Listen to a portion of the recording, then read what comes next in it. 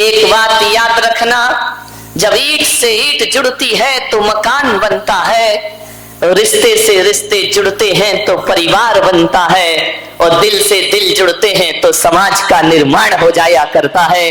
भाई इतना ध्यान रखना अपने जीवन में, जब दो अचेतन वस्तुएं जुड़ती हैं तो कोई ना कोई आकार जरूर बना करता है। हम तो चेतन लोग हैं, यदि हम आपस में जुड़ जाएं तो एक आदर्श समाज की स्थापना हो जाए। आओ आज बैठकर एक आदर्श समाज की स्थापना करें। आज का जो विषय है ना तो परिवार से संबंध है इसका, ना व्यक्ति से संबंध है। आज का विषय तो समाज और समूह से संबंधित विषय है। ध्यान रखिए, एक ऐसे समाज का निर्माण करें, एक ऐसा तीर्थ बनाए, एक ऐसी संकल्पना को साकार करें जो आने वाले युग के लिए एक मिसाल बनकर के खड़ी हो जाए। मान्यवर, भगवान महावीर ने 4 तीर्थ बनाए।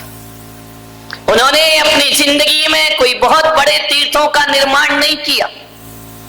महावीर के नाम से जितने तीर्थ हमने बनाए, शायद महावीर ऐसा एक भी तीर्थ नहीं बना पाए।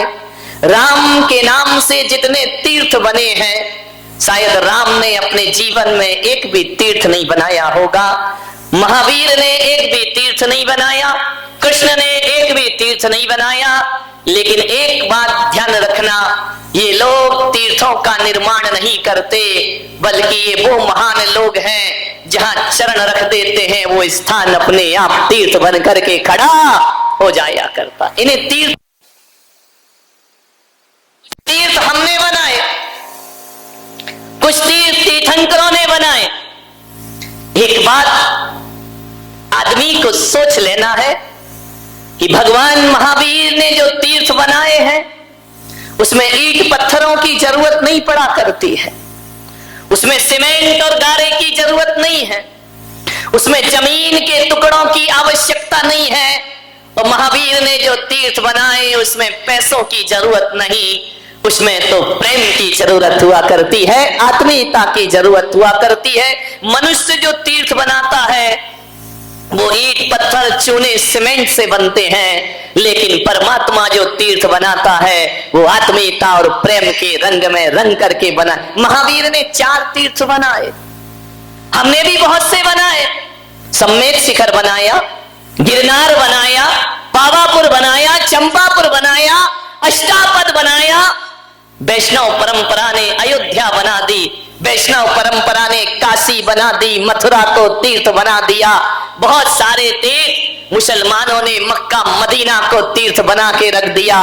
लेकिन मैं आपसे कहता हूं, मेरे भगवान ने भी एक तीर्थ का निर्माण किया है, और उन्होंने एक ही तीर्थ नहीं बनाए, उन्होंने 4 शाश्वत तीर्थों का निर्माण किया है। और वो 4 शाश्वत तीर्थ यदि महावीर के बनाए हुए हैं तो ईंट पत्थरों से नहीं बने मेरे भाई। वह तीर्थ यदि बने हैं तो मुनि आरिका श्रावक श्राविका ये महावीर के बनाए हुए 4 शाश्वत तीर्थ हैं। उन्होंने मुनि आरिका श्रावक श्राविका ये 4 तीर्थों का निर्माण किया है।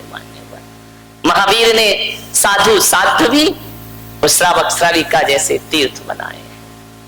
मान्यवर, समाज भी एक तीर्थ है, जितने लोग यहां बैठे वही भी एक तीर्थ है, संत भी एक तीर्थ है, साध्वी भी एक तीर्थ है, और इनको जो मानता है वो श्रावक और श्राविका भी एक तीर्थ के समान हुआ करते हैं। ये चलते फिरते तीर्थ है, ये स्थायी नहीं है। ध्यान रखना, पत्थर के तीर्थों का तो जीर्णोद्धार किया जाता है, लेकिन महावीर के तीर्थ तो शाश्वत तीर्थ रहा करते हैं, ये कभी भी जीर्ण शीर्ण नहीं पड़ते। समाज भी एक तीर्थ है।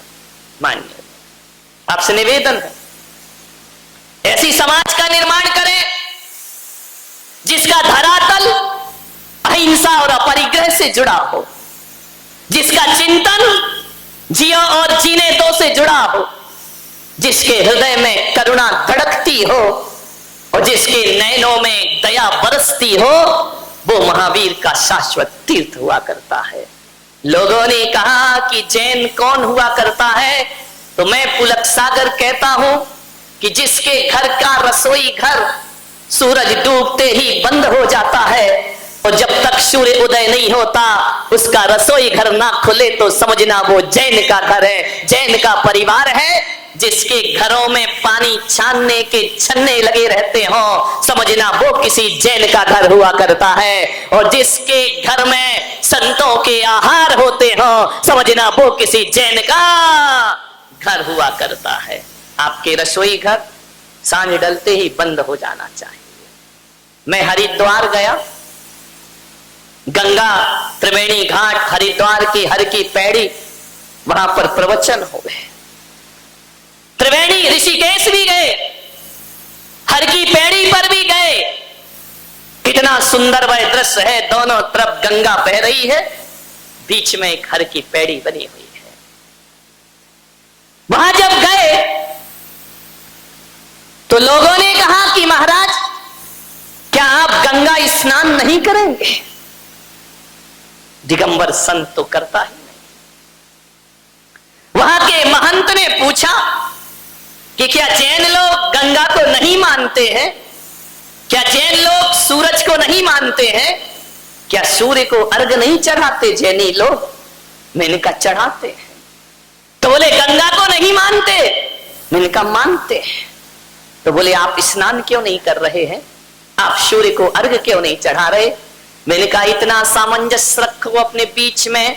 जैन भी सूर्य को मानता है, जैन भी गंगा को मानता है। फर्क थोड़ा सा इतना सा हो जाता है कि हमारे मानने के तरीके अलग हैं और तुम्हारे मानने के तरीके थोड़े से अलग हुआ करते हैं। जैन दर्शन में, जैन साहित्यों में लिखा हुआ है गंगा जब गंगोत्री से निकलती है, उद्गम होता है, उस गंगा का वर्णन किया है। वह गौमुख में प्रवेश करके अकृत्रिम चैत्यालय के जिनराज की वंदना करती है। वह अकृत्रिम चैत्यालय में भगवान के ऊपर से जब गंगा जमीन पर आती है तो एक बात ध्यान रखना, जो जल हमारे तीर्थंकरों के ऊपर से गुजरता है जैनी उसे जल नहीं गंधोदक मान के पूजा करते हैं। और एक बात याद रखिए कि जिसको जैन गंधोदक मान लेते हैं, जैन उस पर पैर नहीं रखते बल्कि ऐसी गंगा को माथे पे सजा के रखा करते हैं, उसमें स्नान, क्योंकि स्नान करेंगे तो गंगा में पैर पड़ेगा।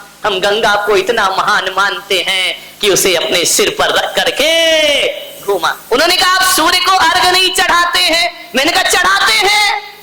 तो बोले हमने तो किसी जैन को अर्घ चढ़ाते नहीं देखा। मैंने कहा हमारी स्टाइल अलग है, बस ध्यान रखें, स्टाइल का मामला है। सूर्य को तो हम भी अर्घ चढ़ाते। हमने कहा तुम क्या करते हो? बोले हम गंगा में प्रवेश करते हैं, नहाते हैं और जल लेकर के सूर्य को अर्घ तर्पण करते हैं। मैंने कहा ये भी कोई पूजा हुई भाई? गंगा का जल लिया और गंगा में ही चढ़ा दिया। अरे इतनी ईमानदारी तो रखते कि अपने घर से एक लोटा पानी तो लेकर आते। लेकिन चलो वो उनकी परंपरा है, मैं उसका हृदय से सम्मान करता हूं, मैं कोई उन पे कटाक्ष नहीं कर रहा हूं, ध्यान रखना। मैं उनकी भावनाओं की कद्र करता हूं। लेकिन जैनों की जो भावनाएं हैं, जैन सूर्य में जिनेंद्र भगवान के दर्शन किया करता है और हम सूर्य से इतना सम्मान, इतनी पूजा, इतना बहुमान करते हैं कि जब हमारा सूर्य अस्त हो जाता है तो जैन खाना पीना छोड़ देते हैं। ये सूर्य की बहुत बड़ी वंदना हुआ करती है। और जब तक सूर्य नारायण नहीं आ जाते हैं तब तक जैन अपने मुख में भोजन नहीं। ये सूर्य की वंदना है, तरीके अलग अलग है, बात वही है, ध्यान रखिए। हमारा प्रेमी, हमारा परमात्मा हमसे बिछड़ जाए और हम खाना खाते रहें, ऐसा कैसे हो सकता है? जैन लोग सूर्य के बिछड़ने के बाद अन्न जल का त्याग कर दिया करते हैं। मैं जैनों की बात कर रहा हूं, ये आर्टिफिशियल जैन नहीं तो आजकल नकली जैन बहुत ज्यादा हो गए हैं।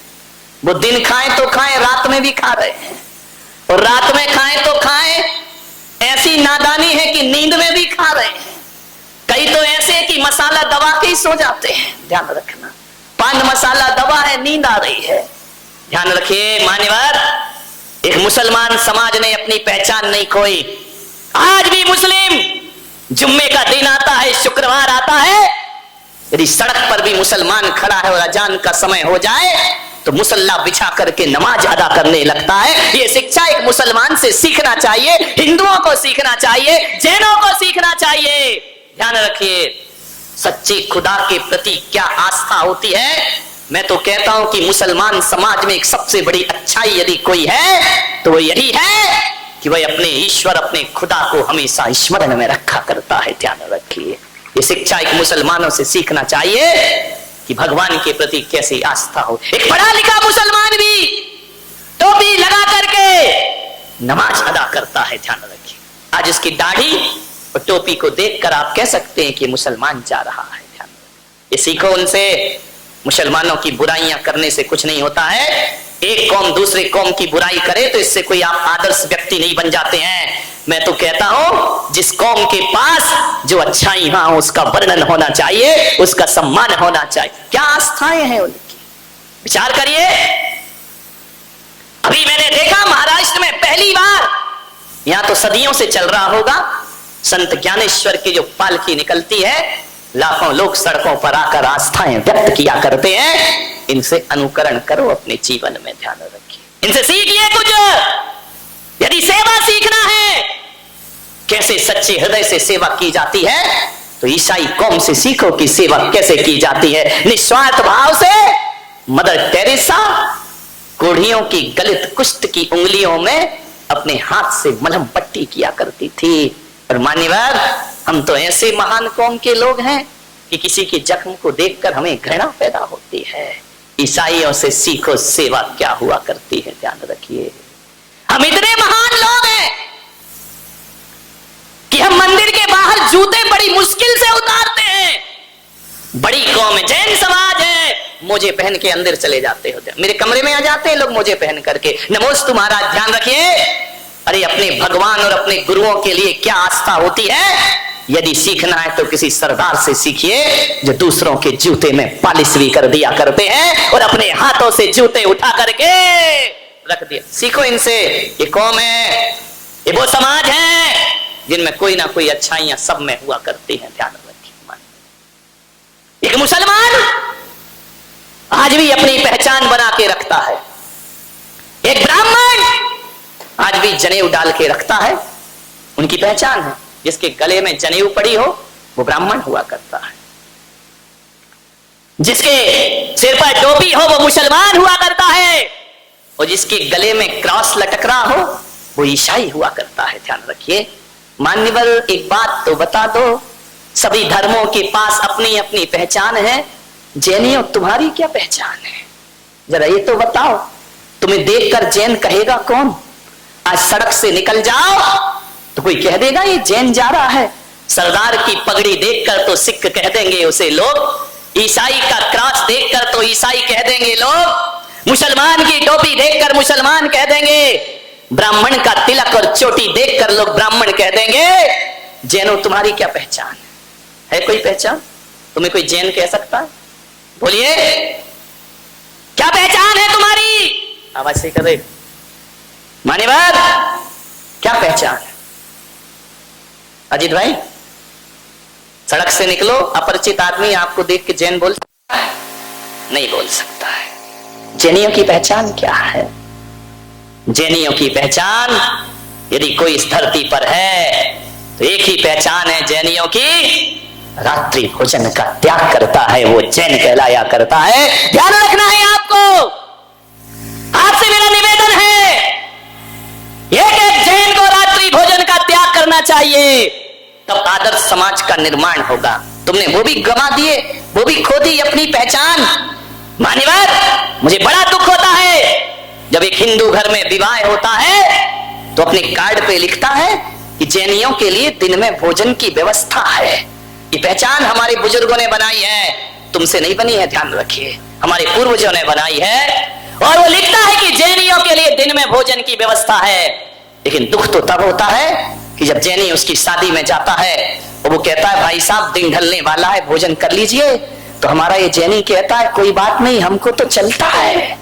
धत रहेंगे, शर्माना चाहिए आपको। आप कहते हो हमको चलता है, मैं आज आपसे कह रहा हूं, एक निवेदन है मेरा बड़ी विनम्रता के साथ कि आपको रात्रि भोजन करना है, मैं पुलक सागर एक नया नियम बना रहा हूं, यदि खाना है तो अपने घर के अंदर कमरे में बंद होके खा लेना, लेकिन जब भी सामूहिक स्थान पर जाओ तो वहां जाकर यही कहना कि हम रात्रि में भोजन नहीं किया करते हैं। ध्यान रखिए, जब कमरे में बंद होकर भोजन करोगे रात में, तो एक बात याद रखना बारामती वालों, केवल तुम बदनाम होगे, लेकिन जब सभाओं में जाकर भोजन करोगे रात में, शादी बारात में, तो तुम बदनाम नहीं, मेरे महावीर बदनाम होते हैं, मेरा धर्म बदनाम हुआ करता है। सामूहिक रात्रि भोजन का त्याग करिए।